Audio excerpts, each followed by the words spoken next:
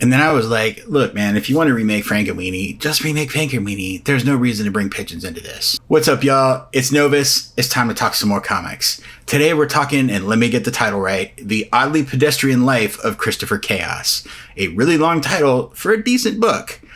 This is from Tiny Onion, James Tynion the Fourth imprint. I kind of love most things he does. This is a delightfully strange book. Our main character can sort of, they draw it, you're just going to have to see it. I'll post some screenshots of it here, but can basically see how to fix or make things better. But he sort of goes into a fugue state when he's doing that, especially if it's been a minute since he's had a chance to sort of like let it out.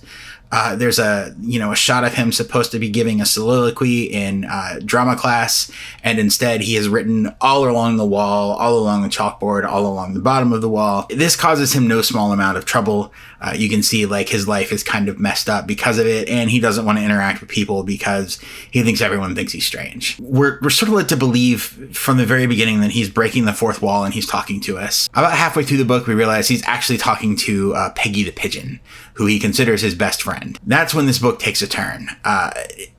Peggy the Pigeon goes to fly off, and, I should probably say this. Spoilers. I'm just going to start trying to put spoilers at the beginning because that's how we talk about comics. So Peggy the Pigeon gets hit by a garbage truck, and Christopher sort of like loses it, like has a mental break. You can see he sort of has a break, and then he has this realization of like, I have these powers, I can do something about this, I'm gonna fix it.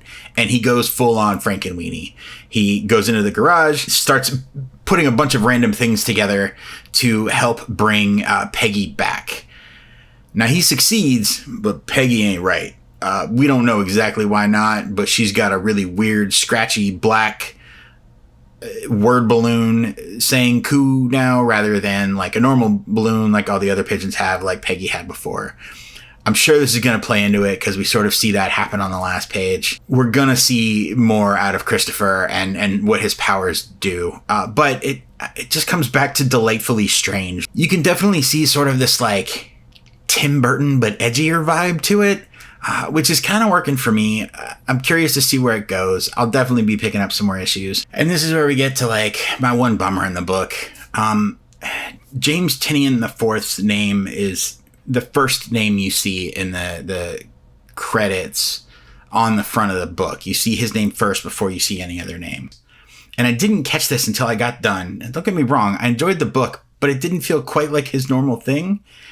And there's a reason for that. I flipped to the credits page, and I'm going to put this up behind me here. It's based on an idea by James Tynion IV, and the script is actually by Tate Brombaugh. And again, no shade to Tate Brombaugh. I think it's a really fun book. I'm looking forward to it. It just annoys me when creators, when imprints do this like bait and switch of like, oh, this person's writing it, it's a big deal. Oh, this person actually just had a Post-it note with a name on it and a question mark, and somebody else filled in all the rest. I don't know if that's what happened here, but it's what it feels like. That being said, don't let that take away from your enjoyment of the book. If you like what we're doing here, don't forget to like, subscribe, and interact for more volcanic vibes.